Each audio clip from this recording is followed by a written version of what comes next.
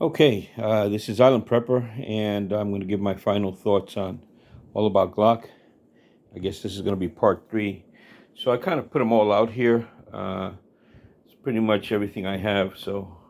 But I just want to pan so as you can see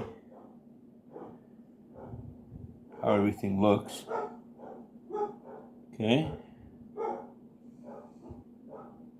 and get a little better idea of what I'm talking about here.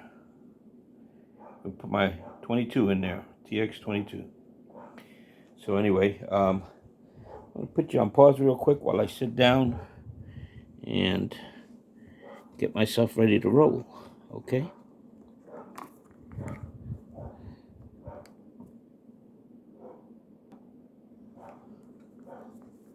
Okay, I'm back. And no wine today, but I do have a little beer to go with the salad here, I guess. I'll bring that down a little bit. Okay, so from what you've seen here, I guess you can see what I mean. By the way, everything here is unloaded, no magazines. Again, unloaded, no magazines. Okay, so even my Wild Wild West gone. This is a Heritage, by the way, 22, and it shoots 22 Magnum, which is really nice. So, single action. So anyway, let's get to my final opinion in my final part of the review here on all about Glock, and I'm gonna give you what the outcome is going to be. So, if you watch my other videos, my first two videos, you could see that when it comes to accuracy, I don't think Glock has it. I think if you see here, one of the things that make this a little bit harder to shoot is pretty much, look at the trigger. First of all, the area for the enter your trigger with your finger is smaller than the Canik, okay? It's also smaller than the 6 hour, and where the placement of the trigger is far forward on the actual trigger hole here, okay? So if you look at the design, I have to stretch my finger out further. I have to start from the tip here to bring the trigger back. Once I bring it back, it is a long travel, and basically I hit the wall, and then after the wall I have to go again. So the reset is also very long. So if you look how far it goes out, and there it is, and then I go back, a heavy wall, by the way, which hits about 5 pounds, maybe a little bit more, and then push it again. So not only do I have the design of the trigger, which makes it different, okay, from the other ones, and it extends further out, but the angle of the actual grip, okay? So as you can see, the angle of the grip, when it sits there, it's kind of pointing straight. But if you look at the angle of this grip, kind of hard to get this on camera. Anyway, if you look at the angle of this grip, it is much straighter, straight down. Look at the 6 hour. Same thing, much straighter, goes straight down, versus the Glock, which goes a little bit more at an angle, as you can see. Okay, even the Taurus. Okay, so this is the TX22. Again, look at the angles. This is more forward facing. Okay, so the SFX, same thing. Okay, and again, look at the triggers. Look at the triggers. I would have to say this is the one that goes further out, but still, when we go into the 1911, it's actually straighter, although the entrance is much smaller. If you have gloves on, it's going to be harder to get.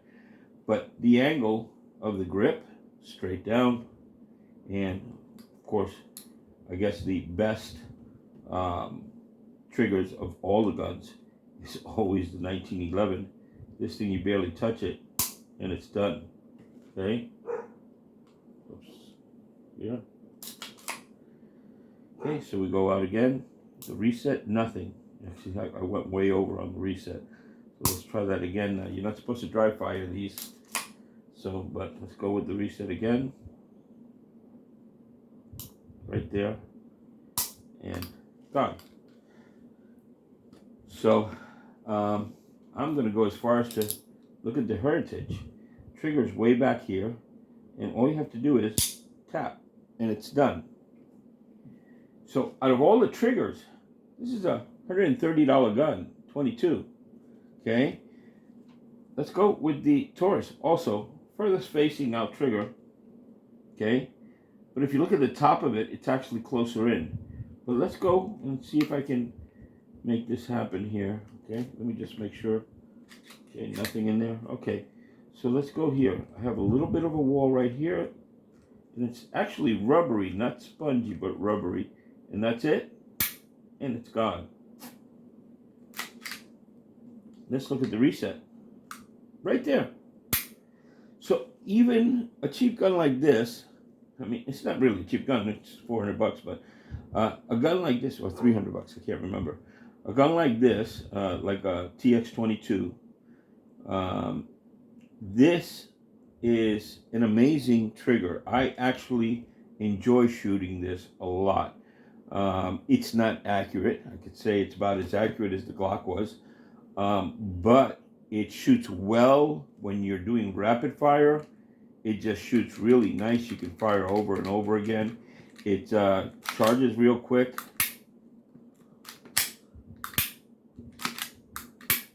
So the serrations on the slide are good. They're at an angle, and what I notice is that when they're at an angle, it's actually going against your pull. So if you're going to pull back, the angle goes forward, which allows you to basically charge it a little bit easier. Same thing with the 6-hour. It is at an angle. So it is the reverse of what you're doing. Now the 6-hour trigger is also pretty famous. So if you look here, there's nothing there. Charge it back. This is a 40 caliber, by the way. And nothing. I mean, it actually got away from me. So, and it's about as heavy as the Glock. So we're looking at maybe 5 pounds here too. So, but let's look at this reset. Okay.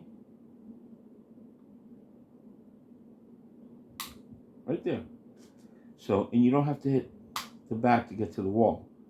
So you're looking at a much better trigger on every one of these guns. I don't see the hype on the Glock. Now, I was trying, I'm not a marksman. I guess you guys can see that when I was shooting. But I'm not a bad shot either. I can group two inches, at 7 yards, which is what most people do their test on pistols. Okay. And I think I have a few tests that I did at 10 and 12 yards with the 1911, which I was grouping beautifully with. I mean, out of every shot, maybe one of them I had a flyer, but everything else is great. What I do think about the 1911s, they do take a long time to break in. Okay. So I had a lot of, not stovepipes, but failure to feed properly and stuff like that. And I bought some Wilson Combat magazines, which is super expensive, and those weren't feeding as well as the standard magazine. They're all bad. All the magazines are really bad. It's hard to get magazines anywhere right now. So I don't see where the advantage of a Glock comes in. Anyway, back to the thing. Forward serrations. And these are nice. These are thick. So I can go back here and don't have a problem charging from the back end. Don't have a problem charging. This one's beautiful. I mean, look at that. This is definitely a Ferrari style gun. So I have to say that this is just so comfortable to shoot. It's unbelievable. Because of the length, I'm not used to it yet. It did shoot accurately. I shot at 37 yards with it.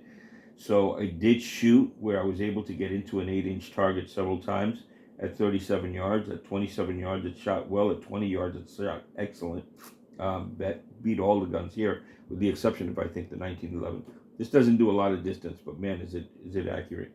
So I just need to get used to the front end of it, and I'm going to be going to freelance, Taylor Freelance, and I'm going to get the brass um, back here, the back strap, and the brass magwell, probably the brass magazine extenders too. So what I'm going to do is add a little weight to the back so it's not so forward heavy like it is right now.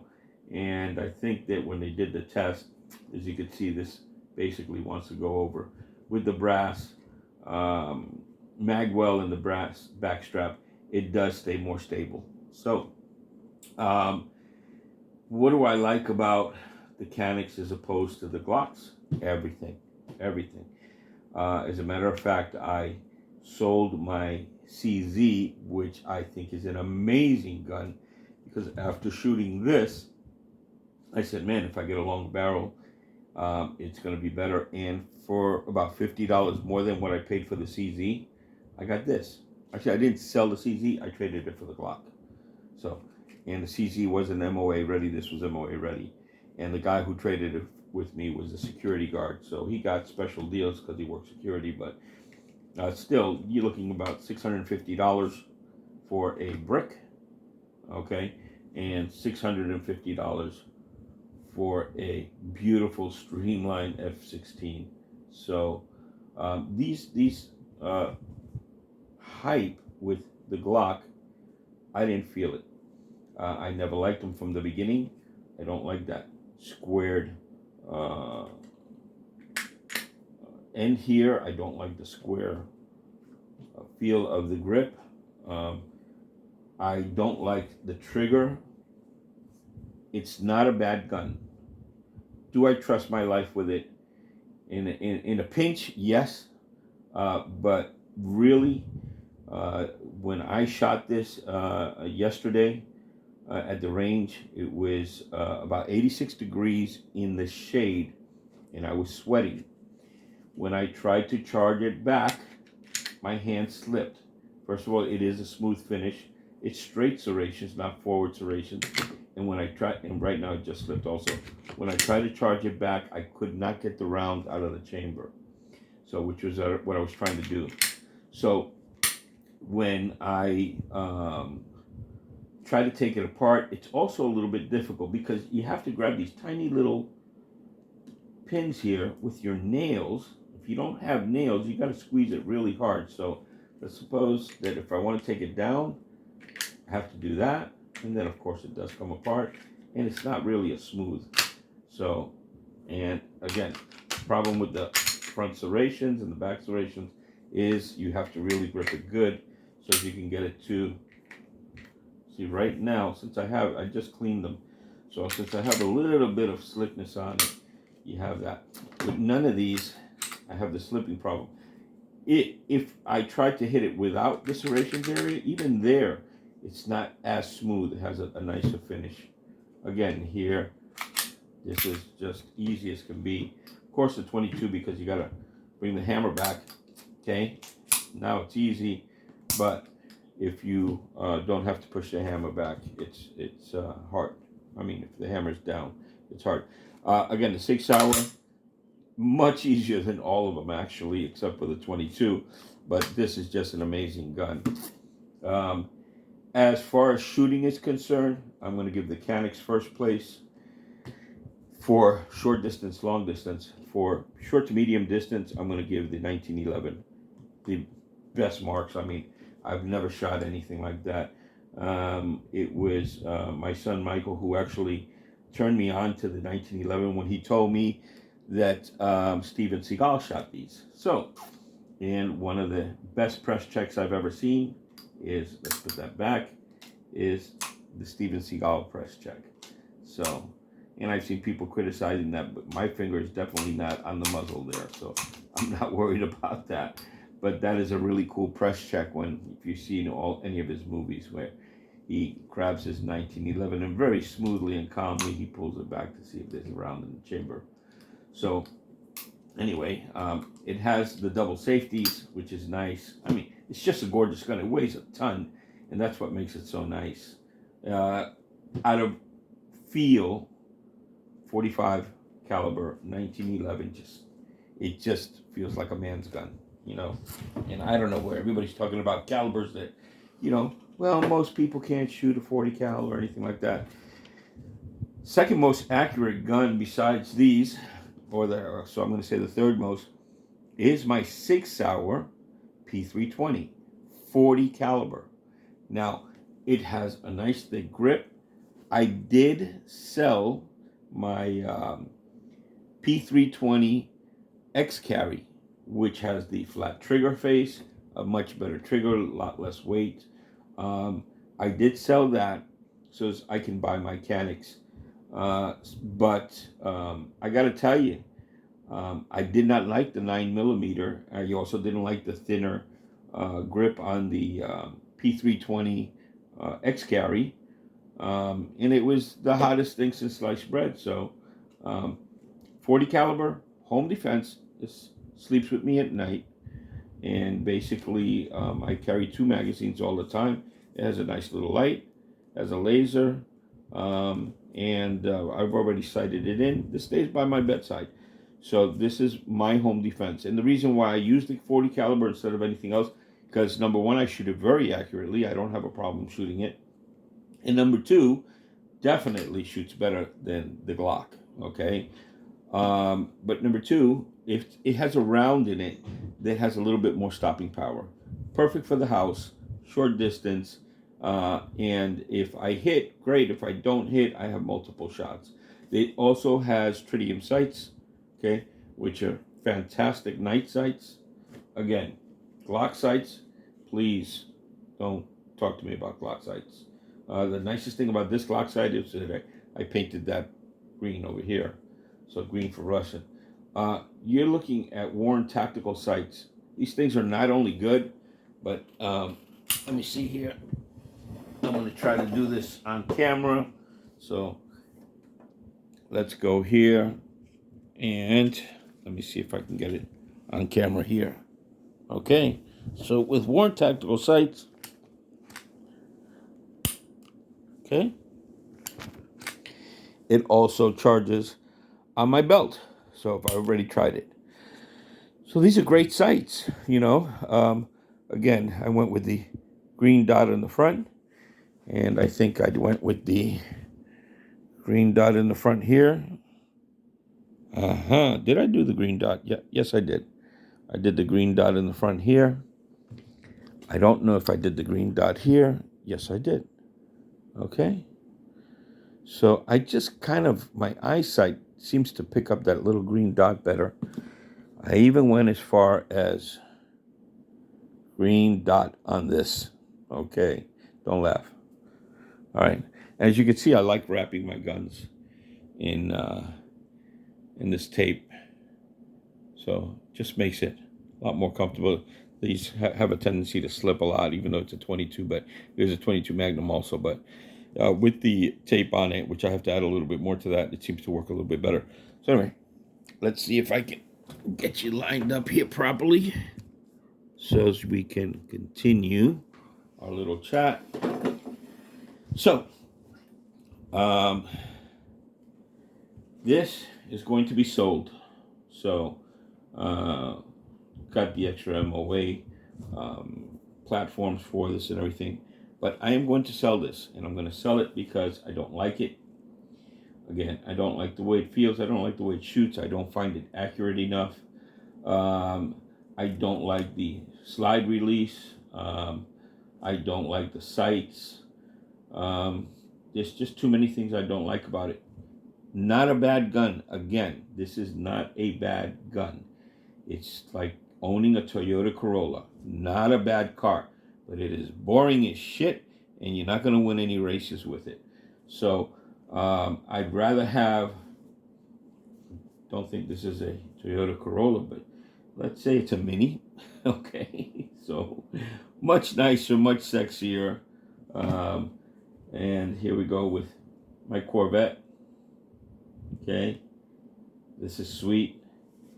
And this is my SUV. My favorite SUV is the Avalanche Chevrolet. That's a pretty SUV. So I like these guns a lot better. You know, look at this. I've got so many rounds through it. It's kind of worn out there a little bit. But it's a 6 hour, you know. Military picked it up for a reason, not because it's the cheapest gun, but there's a reason for it behind it. So anyway, my verdict, Vern, is going to be one Glock. Tried it, lived with it for a month, don't like it, traded it for my CZ. That was a mistake. So Canik Meta, that is my new gun. It's the STF. It's the one that I'm going to be purchasing. Comes with all the goodies. A little bit better trigger than these, than the Elite. A little bit better trigger than the SFX. The one that I'll be getting is right in between the size. So this is a 3.5-inch barrel. It shoots amazing. This is about a 3.8-inch barrel. It's just a little bit bigger. Let me just compare here to that. Yeah. So if you take into that consideration, that beaver tail, that's what you're looking at. If you're not taking the beaver tail into consideration, you're looking at about a little over a 1/4 inch there. So, but once you add the beaver tail for comfort, when it sits in your waistline, that beaver tail is going to be poking you in the ribs. So you're looking at about almost an inch more. Okay. So this is, I think, 5.5 inches. So as you can see, and the other one's going to be right up to where this edge is. So I'll be able to interchange the pieces on here, or the parts on here. So I'll be able to actually add my slide and my barrel to the Meta. So I'll have all three sizes. I'll have the subcompact. I'll have the compact. I guess it would be a compact 4.2 inches or something like that, and the nice long nose here. So again, Canik good. If you like driving Toyota Corollas around, you know, with your granny and going to church with her, and Glock, Canik. If you like a nice little sports car, and you like traveling around with your girlfriend on the weekends, or your wife. Anyway, this is Island Prepper.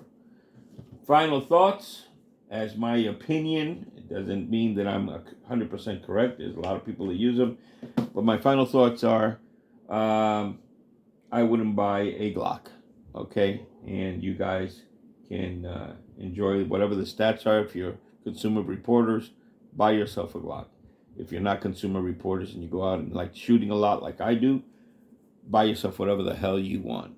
Anyway, Island Prepper, over and out. Time for a beer.